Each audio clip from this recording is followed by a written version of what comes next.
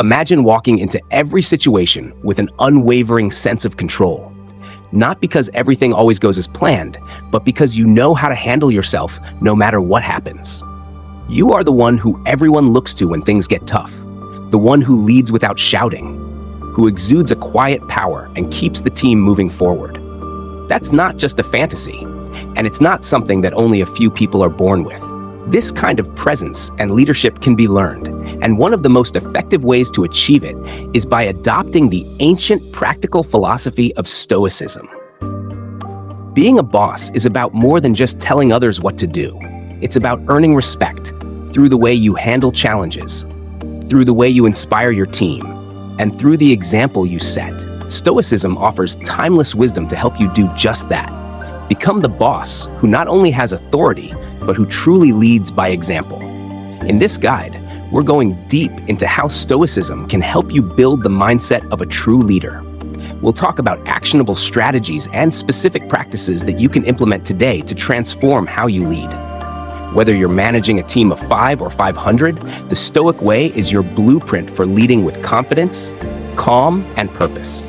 Ready to take charge and lead like a true Stoic boss? Let's dive in. Part 1. Understanding Stoicism, a foundation for leadership. Before we get into the specific techniques, it's important to understand what Stoicism is and why it's such a powerful philosophy for leaders. Stoicism was founded in ancient Greece by Zeno of Citium and further developed by famous figures like Seneca, Epictetus, and Marcus Aurelius. It's a practical philosophy that's all about how to live a virtuous life and how to deal with life's inevitable challenges. Marcus Aurelius, the Roman emperor, is the most famous Stoics, and a prime example of Stoic leadership. He faced wars, plagues, and countless pressures as a leader. Yet he managed to maintain his composure and lead effectively because of his Stoic mindset. The key to Stoicism, and what makes it so useful for being a boss, is its focus on controlling what we can, accepting what we cannot, and always striving to be our best selves. As a boss, you face decisions, challenges, and people who depend on you every day. The way you handle these situations determines not just your success, but also the success of your team. Stoicism gives you the mental tools to lead in a way that is calm, resilient, and effective. Now, let's look at how you can put these Stoic principles into practice. Part 2. Stoic principles for becoming the boss. 1. The dichotomy of control. Letting go of what you can't change. One of the core principles of Stoicism is the dichotomy of control. To be the boss, you need to master this concept because it will free you from the anxiety that comes with trying to control everything. In every situation, there are things you can control and things you cannot. The problem is, most people get it wrong.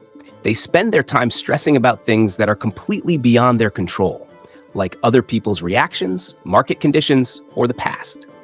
As a leader, this kind of stress is a waste of your time and energy. It not only affects your own performance, but also impacts the morale of your team. Imagine you're pitching a big idea to a client, and halfway through, you notice they're losing interest.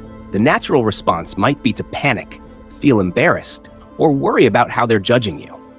But the Stoic way, the way of the boss, is to ask yourself, is this something I can control? You can't control how someone else feels or thinks, but you can control your preparation, your focus, and your response.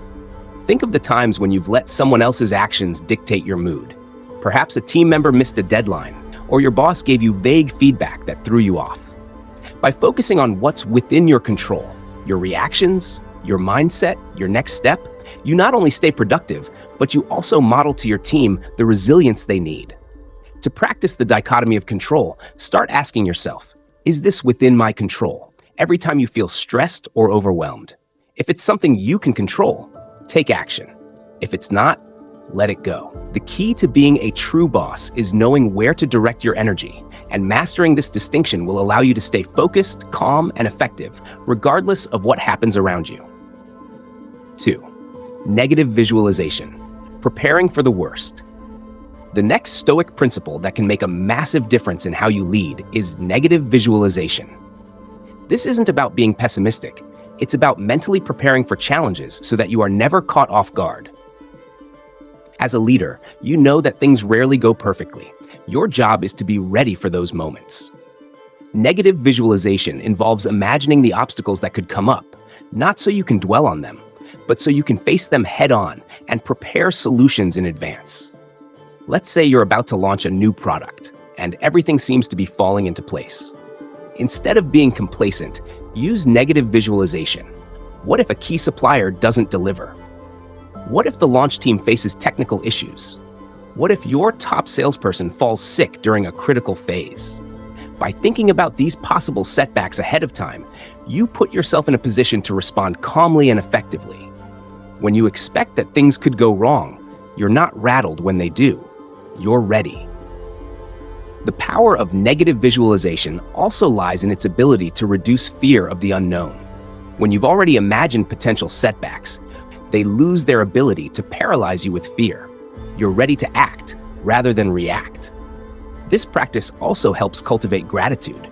You begin to appreciate what you have because you understand what it would be like to lose it. The next time you're about to take on a big project, spend some time with negative visualization. Imagine what could go wrong and prepare yourself for those possibilities. 3. Stoic journaling, the confidence blueprint. Journaling was a daily practice for the Stoics. Marcus Aurelius wrote Meditations, not as a work for others, but as a personal journal, a place to reflect, process, and build his mental fortitude. The Stoic journal isn't about recording events. It's about examining your thoughts, actions, and reactions. It's where you get honest with yourself, where you celebrate your wins, but also confront your weaknesses head on. Picture this. At the end of each day, you sit down with your journal.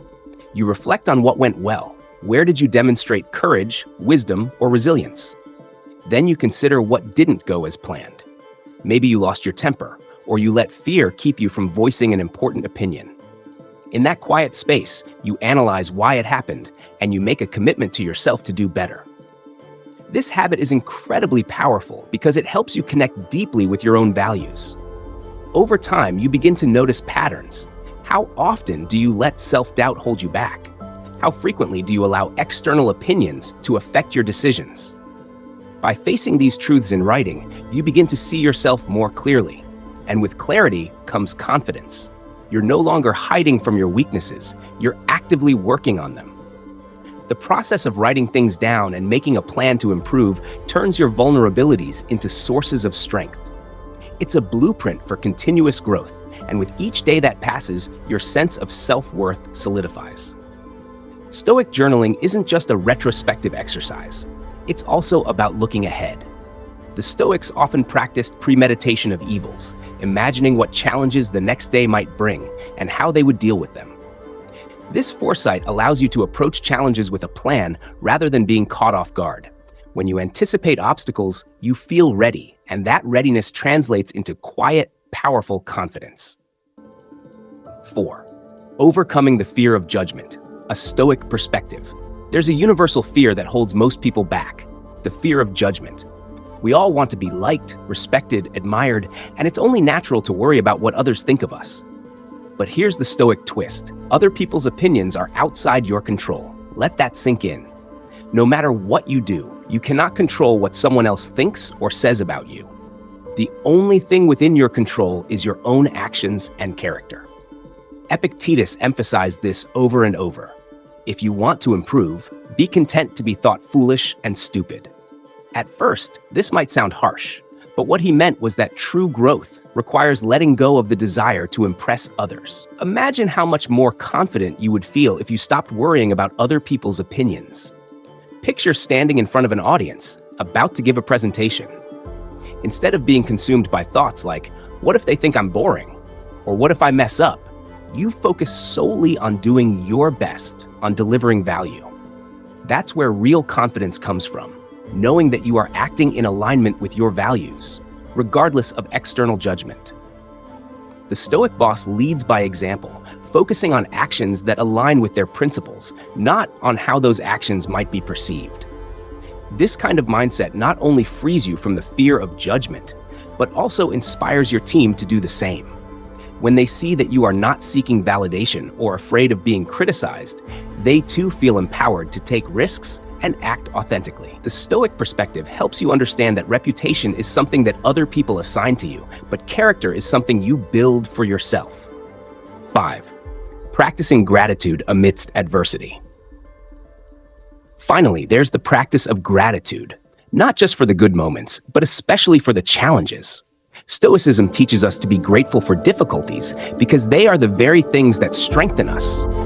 It might sound counterintuitive, but this is one of the most powerful tools for building confidence. When you face adversity and find a way to be grateful for it, you strip it of its power over you.